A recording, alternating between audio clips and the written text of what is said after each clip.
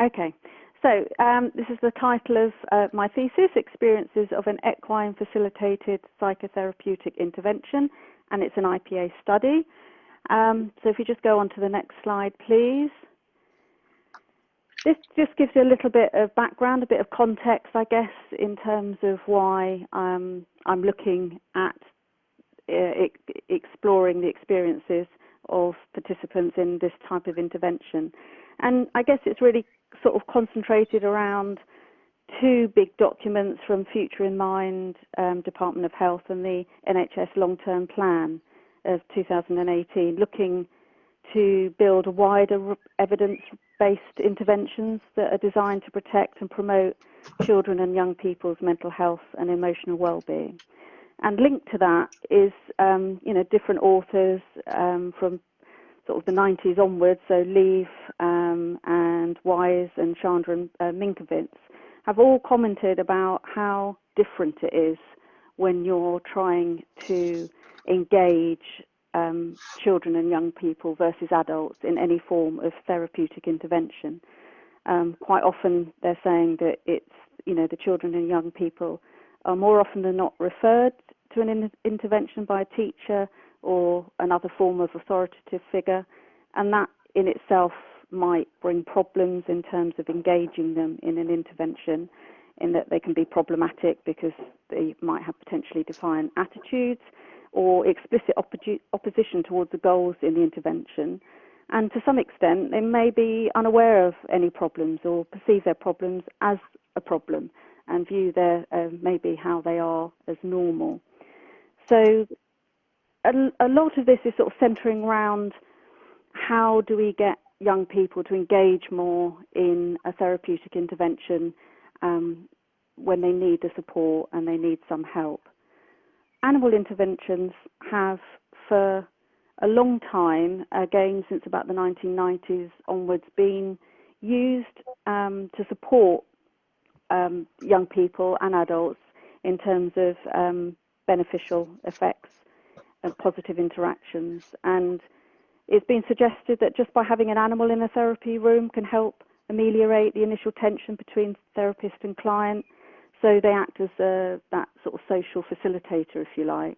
And I think that's probably something that's quite common, that we're quite used to now. I don't know how many of us have come across schools that have reading dogs in or have some form of pet that helps them in some form of intervention. But I think at least 3 or 4 of my 9 schools have a dog in when they have their sitting down and paired reading sessions. And of course, all the children now desperately want to be in those sessions. So if we look at equine facilitated interventions, they're a subcategory of the animal-assisted interventions, pretty much gained popularity over the last 10 years. Equine facilitated interventions come under very many different guises. There's pretty much split between 2 groups. So you've got equine facilitated learning programs that can be delivered by sort of trained equine specialists or teachers or coaches or some other professional who have knowledge of horses and how they're going to interact with humans. And then you've got the equine facilitated psychotherapy programs, and these use equine facilitated activities to explore the way an individual sees and relates to themselves and others, their patterns of behaviour, as well as their strengths, and they include exploration of past experiences, particularly looking at areas of trauma. So EFP is very much a form of psychotherapy and relies on the therapeutic knowledge and experience gained through the mental health professional that's delivering the program.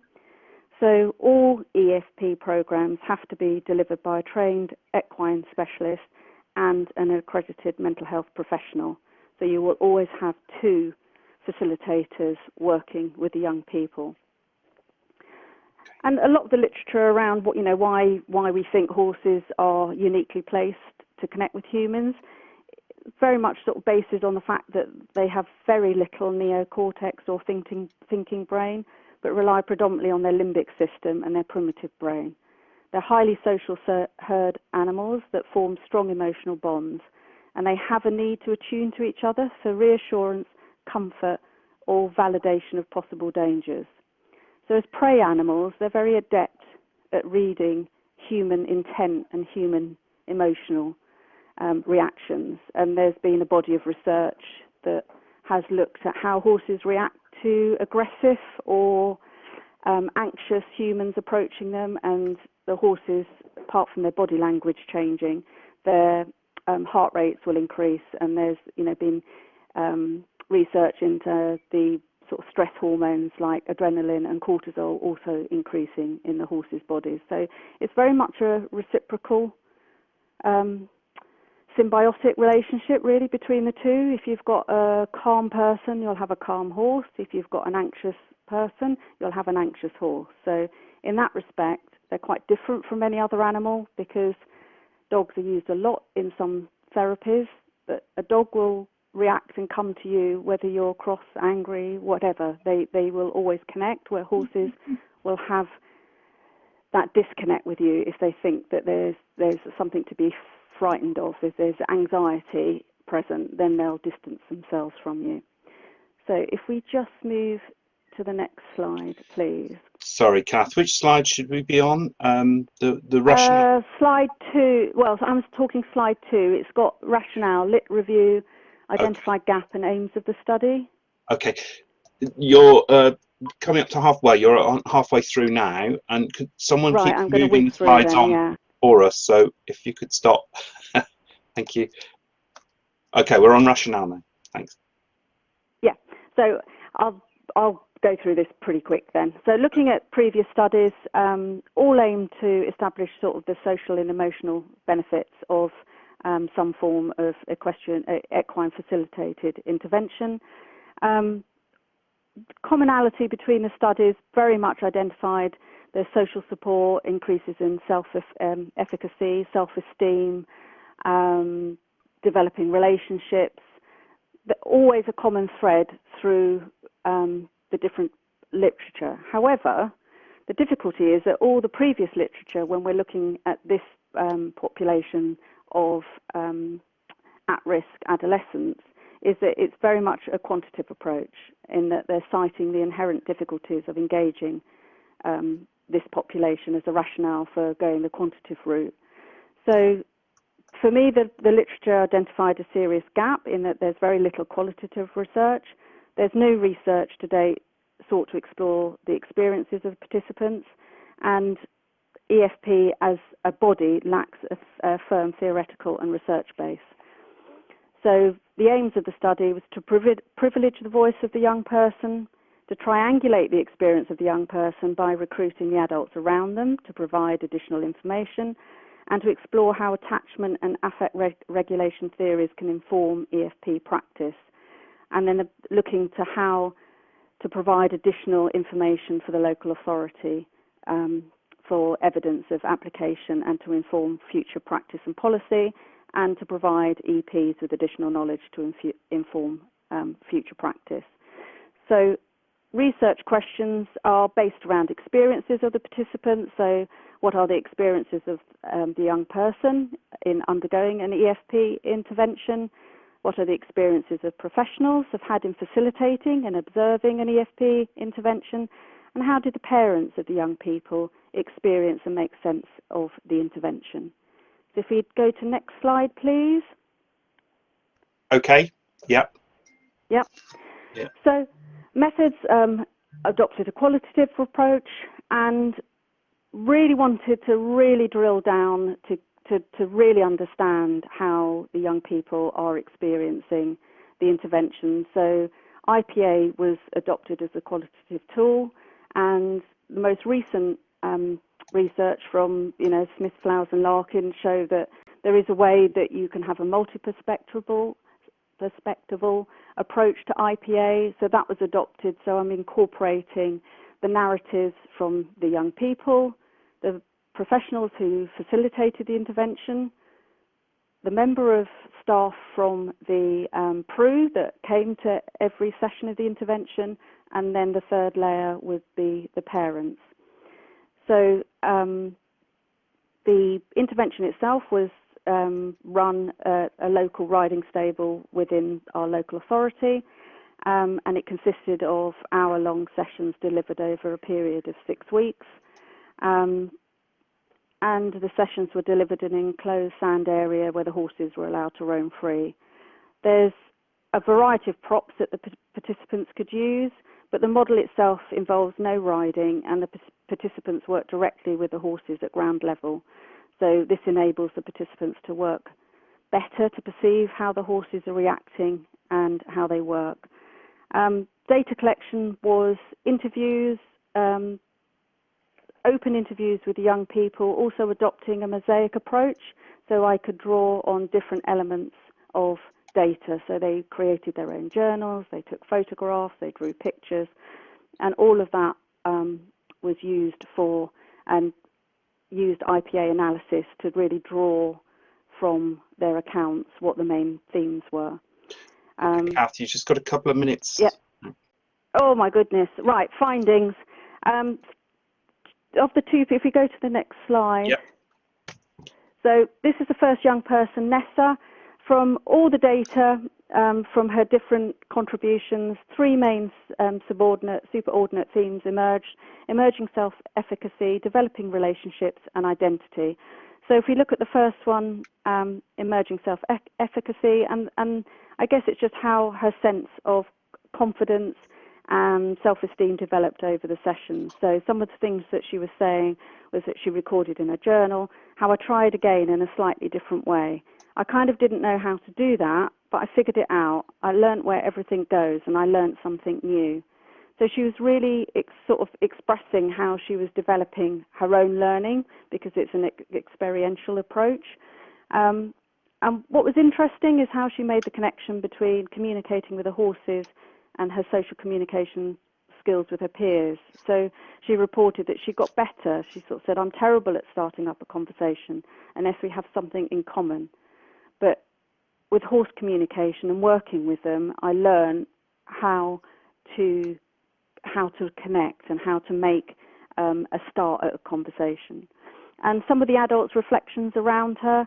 So the EP that delivered the intervention, she said Nessa was a bit less confident, looking for Daisy for validation and to check with her if she was doing the right thing or not. And then as the weeks progressed, she said, what I remember clearly is that over time, Nessa was making independent choices, was much more relaxed, and was able to carry on rather than looking to us or Daisy for assistance.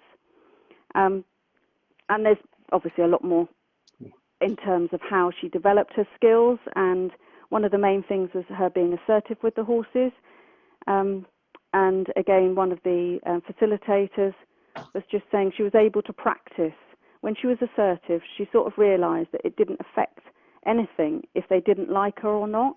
The horses responded better to her. And then living with that experience and feeling it, and then actually thinking, I feel better, this was better for me, was how it was reported in terms of how she developed her confidence and assertiveness. Okay. Kath, is it the reflection possible? From, am I running out of time? Yeah, pretty much out. Yeah. Is it possible to go to the super-ordinate themes slide? The one right at the end. The one with the colourful one. Yep. Okay. So this is looking at across all the groups, because all the different narratives were analysed independently, and then looked for similarities and differences within groups and then across groups. So this is the final piece of analysis that I did across groups. And so we're looking at the 7 participants. We've got the 2 young people, the 3 adults that were present at the intervention through the duration of the session. So the 2 equine facilitators and the member of staff from PRU that was present, and then the 2 parents that were sort of distanced from the actual intervention. And what we're seeing is that there was a commonality, that thread that's there in all the literature, is that you're getting developing relationships. There was an emotional connection both between the girls, and the member of staff from the PRU was saying that, you know, in the PRU they just didn't get on, there were constant fights, and yet when they were working with the horses they had formed a relationship and they were working together. and they were talking to each other and trying to problem solve.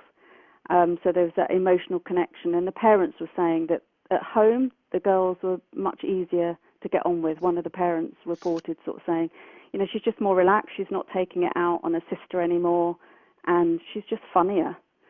And in terms of self-efficacy, the parents, the member of PRU staff, the girls themselves, and the facilitator sort of saying how over the time they just changed. There's some lovely quotes from the PRU member of staff just saying, you know, wow, I've never thought I'd see that young woman behave like that. She's happy, she's smiling, and she's just, you know, she's really got quite emotional about it because she's not seen that before. And then in terms of the environment, just being out of the setting and of the PRU and being with the horses seemed to change the whole dynamic. And obviously we know that from Lewin anyway, in terms of how much the context changes people's behaviour. But I guess what's striking is the commonality. There were very little differences in the different narratives in terms of what the superordinate themes were. Great. So if we finish up, I guess I might have to sort of skip over, the attachment-based theories in EFP. The idea is that there's very little theoretical, very little research in terms of what psychological frameworks can be used to benefit practice of EFP. Attachment and affect regulation theories are ideally placed, and the more I analysed and looked at the literature, the more it sort of shone out really in terms of the horses themselves providing a safe and secure base. So, you know, you'd have the young people getting feedback through just leaning against them, holding them. And then if we think about, you know, internal working models and Winnicott and how that helped them then have the confidence to explore out and develop their skills and be more confident in what they were doing. And alluded to right at the beginning, in fact, how horses are so prone to have that ability to have that mirroring effect. They you know, how you are is how they will start reacting to you. So the girls realised quite quickly how they needed to adapt their behaviour, and if they were calm, the horses were calm. But again, it's reciprocal. So the girls quite often started the sessions quite hyped up, quite hyper arousal, but when they started working with the horses, they would calm.